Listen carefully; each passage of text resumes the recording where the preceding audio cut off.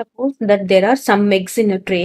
If 6 eggs are taken out from it, still 10 eggs are remaining. How many eggs are there in a tray?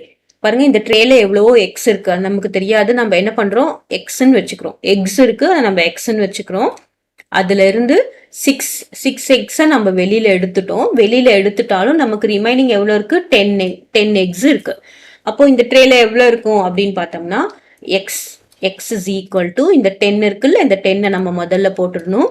Minus இந்த பக்கம் ஈக்குவல்ட்டுக்கு அப்புறம் வந்தா என்ன ஆயிடும், plus ஆயிடும், பிளஸ் 6 ஆயிடும். So X is equal to என்னது, 10 plus 6 is 16.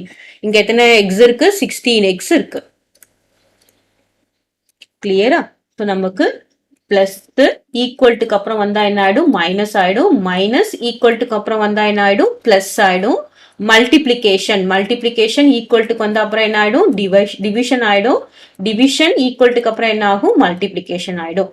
For example 3/2 is equal to 1 இருக்குல்ல, அதான் என்னது 3 டிவைட் பை 2 இருக்கு. அது நமக்கு என்ன ஆகும், 3 இஸ் ஈக்குவல் டு இந்த 2 மேல வந்துடும். அதாவது 1 multiply by 2 or 3 is equal to 2 இந்த மாதிரி வந்துடும். கிளியரா? ஸோ இந்த ரூல் மட்டும் நாம தெரிஞ்சுக்கணும். Answer is 16 eggs.